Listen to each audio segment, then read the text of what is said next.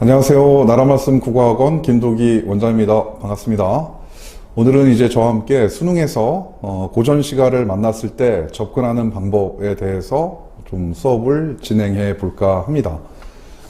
자, 모의고사나 수능에서 이 고전 시가가 나왔을 때 먼저 제목을 좀 확인해 주셨으면 합니다. 그 이유는 크게 두 가지 때문에 그런데요. 하나는 바로 본인이 아는 작품인지 아닌지를 확인하는 어떤 과정이 좀 필요하거든요. 뭐 예를 들어서 여러분들 송강정철의 삼위인곡이나 송미인곡이 나왔다. 그러면 대체적으로 이 수험장, 수능 시험장에서 수능을 보는 수험생이라면 삼위인곡과 송미인곡 정도는 분명히 자기가 배운 적이 있었을 겁니다. 그래서 그런 어떤 제목을 통해 가지고 자기가 아는 작품이라면 배웠던 어떤 기억들을 활성화시키면서 이 작품을 해석해서 문제를 풀면 되는 것이고요. 만약에 이제 제목을 딱 봤는데 그게 새로운 작품이다, 자기가 배우지 않은 작품이다 라고 하면 바로 지문으로 들어가지 마시고 문제나 보기, 선택지를 활용해서 작품을 좀 해석하는데 활용하는 어떤 전략으로 선회를 좀 하셔야 됩니다. 그게 이제 첫 번째 이유고요. 두 번째는 시가의 그 제목을 통해 가지고 내용을 예측할 수 있고 또는 시간적 배경이나 공간적 배경 이런 것들을 또 확인할 수 있습니다. 뭐 예를 들자면 여러분들 그 윤선도의 어부사시사라고 하는 작품이 있어요. 물론 어부사시사 한글만 봐서는 잘 모르고요. 그 옆에 이제 한자어를 활용해 가지고 본다면 물고기 어자가 나오고, 그 다음에 아비부자가 나오고, 그 다음에 넉사자가 이렇게 나오고, 그 다음에 시간. 이 시간은 때로는 계절을 나타낼 때도 이 시를 쓰죠. 그리고 노래를 나타내는 이 노래사자가 이렇게 나왔을 때, 어부의 사계절의 노래구나 라는 거. 그러면 대체적으로 시적 화자가 호수나 강이나 바다에서 물고기를 낚는 어떤 그런 작품일 것이고, 그리고 사시 하면 사계절, 봄, 여름, 가을, 겨울이라고 하는 계절이 어떤 시간적 배경이겠구나 라고 예측해 볼 수 있다라는 거죠. 이 두 가지 바로 본인이 아는 작품인지 아닌지를 확인하는 차원에서 제목 확인하시고, 두 번째는 그 제목에 나와 있는 한자어, 이런 어떤 쉬운 한자어로 되어 있는 제목이라면 그걸 통해 가지고 작품을 접근하는데 활용을 하시면 되겠습니다. 자, 이제 다음으로 문제 확인으로 가겠습니다. 자, 여러분들 그 모의고사에서 이제 지문이 나왔을 때 물론 아는 작품은 바로 작품을 다 읽고 문제 이렇게 빨리 풀어도 됩니다. 하지만 먼저 좀 문제를 살짝 이렇게 좀 봐주시면서 제가 어떤 식으로 작품을 접근해서 풀 것인가의 풀이 전략을 좀 세우는 것도 바람직합니다. 제가 이렇게 좀 말씀을 드리면 학생들이 좀 풀이 전략을 세우는 거에 많은 시간이 소요된다라고 생각하는데 그렇지 않습니다. 몇 초 안에 이런 어떤 풀이 전략을 세우는 거거든요. 그래서 쓱 한번 보고 나서 뭐 예를 들어서 여기서도 말하는 것처럼 문제의 보기나 어떤 선택지가 이 작품을 해석하는데 좀 도움을 줄 수 있는 문제와 보기와 선택지가 있다면 그것을 먼저 읽고 작품을 이렇게 들어간다라든가, 형식 문제와 내용 문제 중에서 형식 문제는 맨 마지막에 좀 풀어라 라는 말씀을 좀 드리고 싶습니다. 이 형식 문제가 바로 뭐냐면요, 고전시가나 현대시에서는 바로 표현과 효과 문제입니다. 여러분들 그 문제 모의고사 같은 경우 풀다가 자주 접하셨을 텐데, 뭐 예를 들어서 대꾸법을 활용해서 뭐 음악성을 유발하고 있다라든가, 색채의 어떤 대비를 통해서 대상에 대한 어떤 선명한 이미지를 드러내고 있다라든가, 뭐 이런 어떤 선택지로 구성되어 있는 문제가 바로 표현과 효과 문제입니다. 그 표현과 효과 문제는 찾기이거든요. 바로 대꾸법이 이 작품에 있는지, 또는 아니면 선명한 색채의 대비가 이 작품 속에 어디에 있는지, 대상에 대한 어떤 선명한 이미지를 드러내고 있는지는 찾는 문제이기 때문에 그것은 내용적인 문제를 다 해결한 다음에 마지막에 풀어주는 것이 바람직합니다. 왜냐하면 사람은 저도 마찬가지거든요. 제가 어떤 처음 보는, 제가 가르치지 않았던 작품을 저도 이렇게 문제로 푸는 경우가 있어요.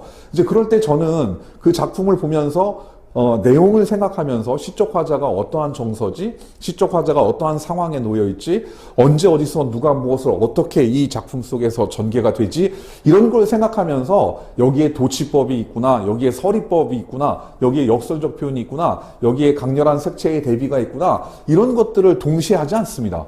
먼저 저는 내용적인 것들을 먼저 확인하고 그 내용적인 것을 바탕으로 해서 내용 문제를 먼저 풀고 나서 만약 표현과 효과 문제가 있다면 그때 그 표현과 효과가 정말 이 작품 속에 녹아 있는지를 확인하거든요. 자, 그러면 이제 다음으로 우리가 문제를 확인했으면 지문으로 이제 들어가야 되는 거죠. 그래서 이 지문을 어떤 들어가는 방법을 설명하기 위해서 중세국어 표기로 되어 있는 작품을 해석하는 어떤 원리를 또 지금 강의를 통해서 드리려고 합니다. 자, 그러면 그 중세국어 표기로 되어 있는 고전시가를 해석하는 방법에 대해서 말씀을 좀 드리도록 하겠습니다. 우선 그 소리내서 좀 읽어주세요. 무슨 말씀이냐면 시험장에서는 물리적으로 물론 소리를 낼 수는 없습니다. 그러면 이제 부정행위가 되죠. 그런데 물리적으로 소리를 내라는 게 아니라 속으로 그것을 발음하면서 소리를 좀 내셨으면 합니다. 예를 들어서 뭐 강호의 병이 깊어 중림에 누웠더니 이게 이제 관동별곡의 첫 구절이거든요. 이제 그랬을 때 강호, 강과 후순에 이게 뭘까? 부사격 조사인가? 이렇게 좀 생각하지 마시고 강호의 병이 깊어 중림에 누웠더니를 한번 쭉 읽은 다음에 전체적인 어떤 구절의 의미가 뭔가를 한번 생각해 보세요. 왜냐하면 이 중세국어의 표기 자체가 현대말의 할아버지 말이기 때문에 연관성이 있거든요. 그래서 그런 어떤 발음을 해봤을 때 현대말이 이렇게 연상이 돼요. 그래서 눈으로 읽지 말고 소리를 내보자. 그런데 그 소리를 낼 때도 좀 여러분들이 중세국어 문법의 기본적인 어떤 배경 지식을 좀 활용할 때 해석이 더 온전하게 됩니다. 이제 그거는 제가 조금 있다가 다시 보여드릴 테고요. 그리고 두 번째로는 한자어가 이렇게 나왔을 때 괄호를 쳐가지고 괄호 안에 한자어가 주어지는 경우가 있습니다. 그런 한자어를 통해 가지고 해석을 또 수월하게 할 수가 있어요. 그래서 동명일기라고 하는 이제 수필이긴 한데요. 거기에 보면 이 천둥의 티뜨니라고 하면서 이게 하늘 천자하고 가운데 중자가 이렇게 한자로 제시가 돼요. 그러면 얘를 한자어를 보지 않고 이 천둥이라고 봤을 때 이게 무엇인가 이렇게 좀 다가서지 않지만 바로 옆에 있는 한자어를 통해 가지고 이 천둥이 바로 국외음화를 적용하고 그 다음에 이제 단모음화, 이건 이제 이따가 배우겠지만 단모음화를 적용해서 이게 천중이 되는구나. 그러니까 하늘 가운데에 이런 식으로 해석을 할 수가 있다라는 거거든요. 본문을 읽어 가시면서 쉬운 한자어가 나온다면 그 한자어를 활용하시면 되겠죠. 자, 다음으로는 이 모의고사나 수능에서 출제자가 어휘풀이를 이렇게 주는 경우 있어요. 하단에. 그러면 이 하단에 어휘풀이를 줬을 때 그 작은 글씨인 어휘풀이 자체를 보지 않고 이렇게 넘어가는 경우가 있는데요. 그래서 안 됩니다. 출제자가 그 고전시가에 모를 수 있는 수많은 어휘들 중에서 꼭 이 어휘에 대한 어떤 뜻풀이를 줬다는 것은 바로 출제자가 이 어휘를 모르면 전체 내용을 해석하는데 좀 지장을 초래할 수 있거나 아니면 문제를 출제하는 데 있어서 이 어휘가 또 중요한 어떤 역할을 하기 때문에 어휘풀이를 주는 거거든요. 그렇기 때문에 여러분들 이 고전시가를 볼 때, 시험을 볼 때 아는 작품이라고 하더라도 그 어떤 특정한 단어의 어휘풀이가 하단에 있으면 꼭 여러분들 확인하셔야 됩니다. 자, 그러면 이 고전시가, 중세국어 고전시가를 해석하는 데 있어서 배경 지식으로 필요한 문법적인 6가지, 크게 6가지를 저와 함께 이제 배워보도록 하겠습니다. 먼저 첫 번째는 종성표기법입니다. 종성표기법은 여러분들 끝소리죠. 받침입니다. 이 받침에 표기할 수 있는 그런 어떤 자음의 개수가 8개 또는 7개로 제한된다라는 거죠. 그래서 여러분들 뭐 1학년 때 기억이 나시겠지만 이 8가지의 자음만이 종성으로 표기될 수 있다라는 겁니다. 물론 여기서 이제 7종성인 경우에는 여기 디귿이 이렇게 빠지고 시옷 표기만을 하게 되는 거죠. 그러면 이제 그 예가 되는 게 바로 이 구절입니다. 꽃 피고 날 저물 때 정처 없이 나가 있어 백마금편으로 어디 머무는고 하는 허난설원님의 규원가라고 하는 구절을 제가 좀 가져왔는데요. 저기에 보면 이 곳이라고 하는 단어가 있습니다. 이 곳이 바로 오늘날의 꽃이죠. 그래서 이 꽃인데 여기서 보시면 이 꽃 같은 경우에 치읓받침인데 이건 치읓받침을 사용하지 않고 시옷받침을 사용하고 있습니다. 그래서 이것이 바로 팔종성법 때문에 이 시옷받침을 쓰고 있는 것이다. 이렇게 이제 여러분들 알아두시면 되는 거죠. 자, 그리고 마찬가지 여기 정처 없이 나가이셔 같은 경우에도 바로 있어 같은 경우에도 오늘날에는 있어라고 하는데 당시에는 얘를 쌍시옷을 사용하지 않고 바로 있어라고 하면서 여기에 받침을 쌍시옷이 아닌 시옷 받침을 사용하고 있네요. 이것도 바로 종성 표기법 때문에 그렇다라는 걸 좀 알아두시면 될 것 같습니다. 자, 다음으로는 이제 바로 아레아의 발음과 관련해서 말씀을 좀 드리겠습니다. 어두자음군도 같이 말씀을 드릴게요. 자, 아레아는 여러분들 이렇게 점같이 이렇게 생긴 모음이었죠. 이 아레아는 첫 번째 음절에서는 아 발음을 좀 해주시면 될 것 같고요. 그 다음에 이 아레아가 두 번째 음절 이하에서는 아로 발음을 하시거나 또는 으로 발음을 좀 해주시면 될 것 같습니다. 그러니까 바로 첫째 음절에서는 아레아는 아 발음을 하시고 두 번째 음절 이하에서는 아레아가 나오는 경우 아 발음 또는 으 발음을 좀 하면 된다. 여러분들 그 청산별곡이라고 하는 고려가요가 있어요. 거기에서 보면은 시적 화자가 가다가 들어라, 애정지 가다가 들어라, 사삼이 짐대 위에 올라서 해금을 혀는 것을, 해금을 타는 것을 들어라 라고 하는 어떤 구절이 있죠. 거기에 보면 사슴이 등장하거든요. 근데 이 바로 사슴을 이렇게 쓰죠. 그랬을 때 이 사삼을 얘를 발음할 때 첫 번째 음절에 나왔으니까 아레아를 사로 발음하시고 두 번째 음절에 이 아레아가 나왔으니까 얘를 스으로 발음을 할 때 얘를 사슴이구나 라고 현대어를 이렇게 또 유추하기가 좀 수월하죠. 그렇기 때문에 아레아가 나왔을 때 첫 음절에서는 아 발음을 하시고 두 번째 음절 이하에서는 으 발음을 좀 해보세요. 물론 아 발음을 해야 할 때도 있습니다. 자, 그리고 이제 어두자음군이라고 하는 것은 여러분들 이제 뭐 예를 들어서 시옷 디귿이라든가 비읍 시옷 디귿이라든가 비읍 시옷이라든가 이 초성에 합용병서가 오는 경우를 우리가 어두자음군이라고 얘기합니다. 이 어두자음군 같은 경우는 어떻게 발음하라? 바로 뒤에 오는 음운으로 된소리 발음을 해라 라는 게 해석하는 어떤 팁이 되겠습니다. 여기서도 보시면 차라리 잠에 들어 꿈에나 보려 하니의 이 꿈이죠. 그러니까 이 꿈이 시옷 기억의 우 모음의 미음 받침이지 않습니까? 그래서 얘 같은 경우를 뒤에 있는 기억으로 된소리 발음을 하셔서 얘를 꿈 이렇게 발음을 하시면 이것이 바로 드림, 바로 꿈에 해당하는구나 라고 이렇게 해석할 수 있는 거죠. 그래서 여러분들 이렇게 어두자음군이 나오는 경우에 뒤에 있는 음운으로 된소리 발음해라. 소리내서 읽기 위해서 필요한 어떤 문법적 배경 지식 세 번째에 대해서 말씀드리겠습니다. 세 번째는 바로 연철과 분철에 대한 이해, 뭐 거기다가 이제 거듭적기, 중철도 좀 알아두시면 될 텐데요. 바로 연철이라고 하는 것은 이어적기가 되고 분철이라고 하는 것은 끊어적기가 되고요. 중철이라고 하는 것은 거듭적기가 됩니다. 즉 오늘날 현대 국어는 바로 끊어적기, 분철 표기로 되어 있죠. 그런데 이 분철 표기로 되어 있는 것을 소리를 내면 그 소리 낸 대로 적는 것을 우리가 이어적기라고 하죠. 고전 시가를 소리를 내보자 라고 하는 이유가 거기 있어요. 연철 표기로 되어 있는 경우가 많기 때문에 이것을 이제 눈으로 보는 경우에 이 눈으로 봤을 때 이것을 분철 표기로 이렇게 환원시키기가 좀 어렵거든요. 근데 얘를 소리를 내보면 현대 국어의 분철 표기 자체가 원래 우리가 소리내서 읽을 때 연철로 이렇게 발음이 되기 때문에 연관짓기가 좀 수월한 거죠. 이제 여기 같은 경우 기퍼 같은 경우에는 이거는 좀 거듭적기가 좀 사용됐습니다. 뭐냐면 병이 기퍼라고 이렇게 해야 되는 거거든요. 이런 병이 기퍼 같은 경우 이렇게 쓰는 것이 바로 분철이 되는 거죠. 끊어적기. 근데 얘를 소리 나는 대로 적으면은 어떻게 됩니까? 소리 나는 대로 적으면 병이 깊어라고 이렇게 표기를 하겠죠. 이것이 바로 연철이 되는 겁니다.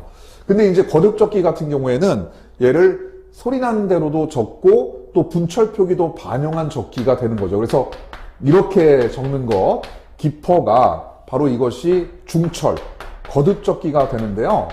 근데 여기에서 보면은 이 기퍼 같은 경우에 피읍 받침이 아니라 비읍 받침이지 않습니까?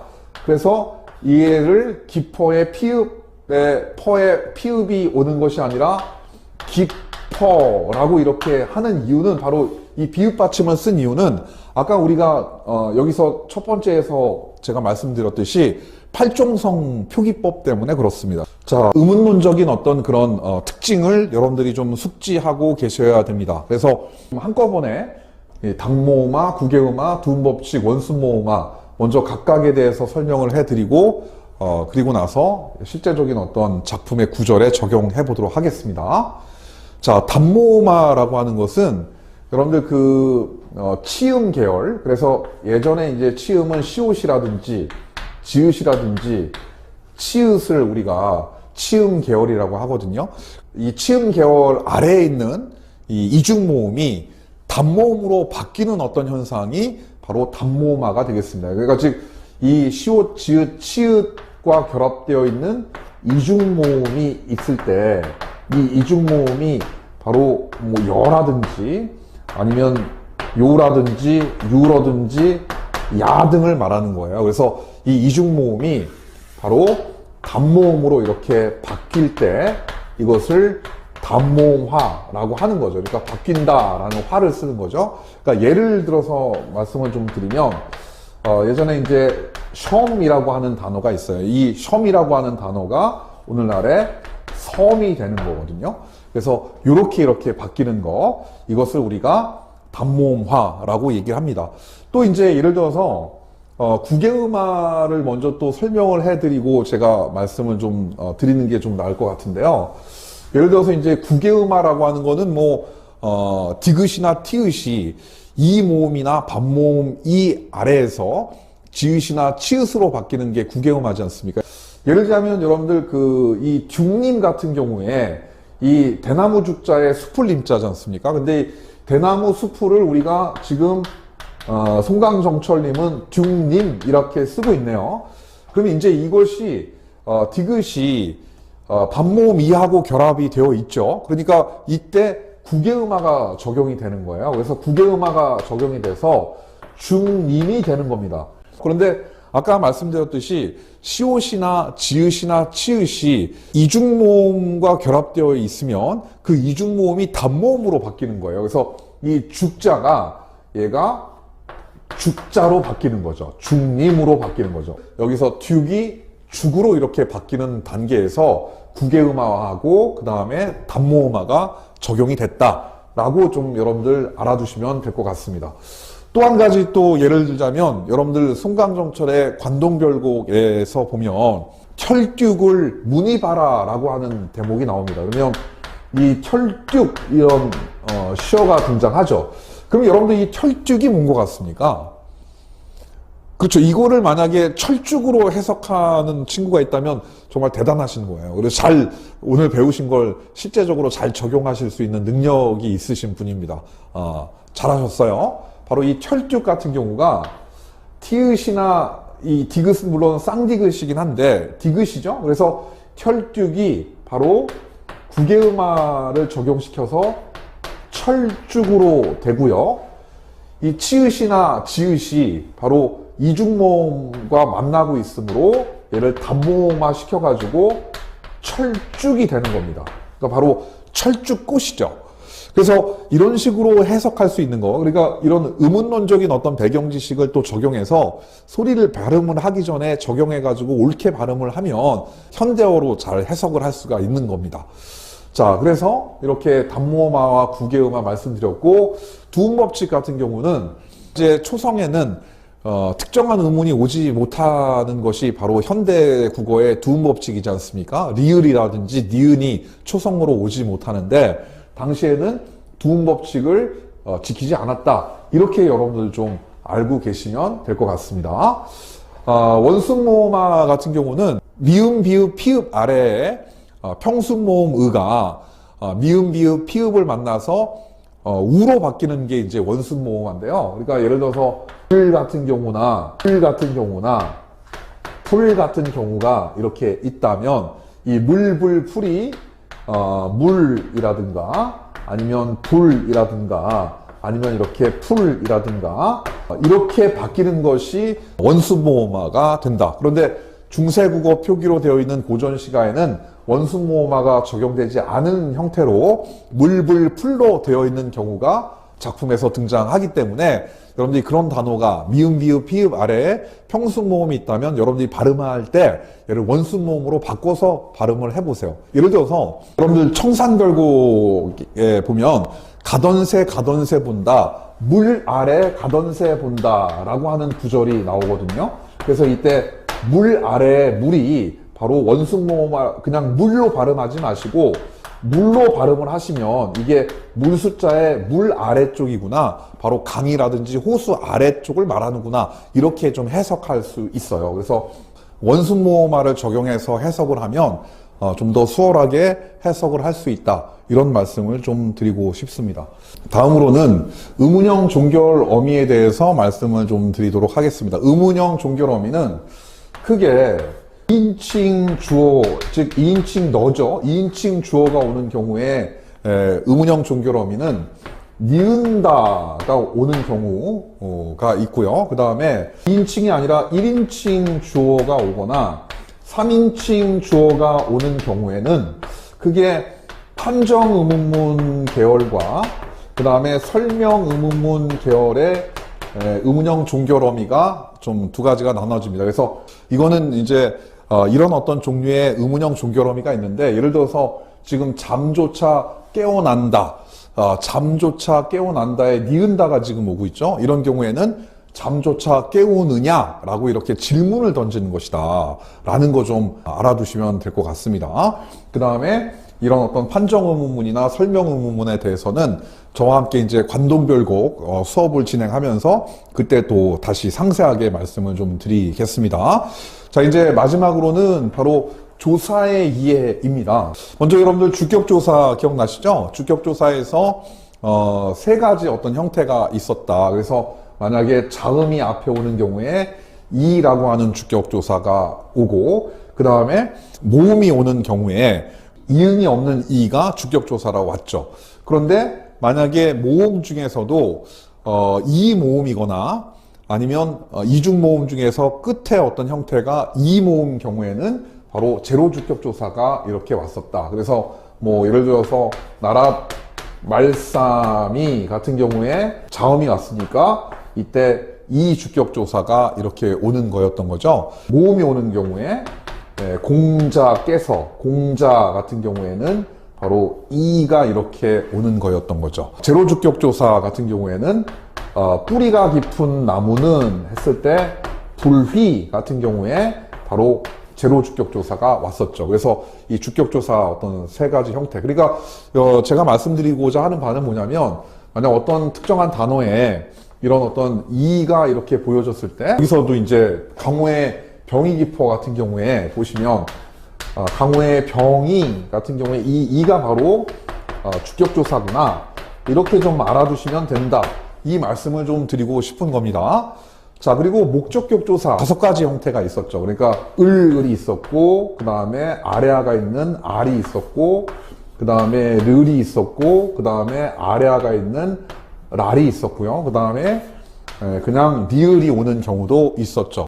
종성에 받침이 있는 경우에는 을을 쓰고, 선행하는 음절에 받침이 자음이 오지 않고 모음인 경우에는 르를 쓰는 형태가 지금은 남아있는데, 과거에는 모음조화를 지켜야 되기 때문에 음성 모음이 앞에 왔을 때는 을, 양성 모음이 앞에 왔을 때는 알을 썼다, 뭐 이런 거 이제 우리가 배웠습니다. 그래서 여러분들 고전 시가를 해석할 때는 이게 앞에 음성 모음이고 앞에 또 양성 모음이다, 이걸 따지려고 이걸 배우는 건 아니고요. 고전 시가를 보시다가 이런 어떤 형태의 조사가 오는 경우에 이게 목적격 조사구나, 앞에 있는 단어가 이 단어가 바로 목적어구나, 이걸 좀 파악하는 차원에서 알아두시라고 제가 말씀을 좀 드렸습니다. 자, 그리고 이제 부사격 조사죠.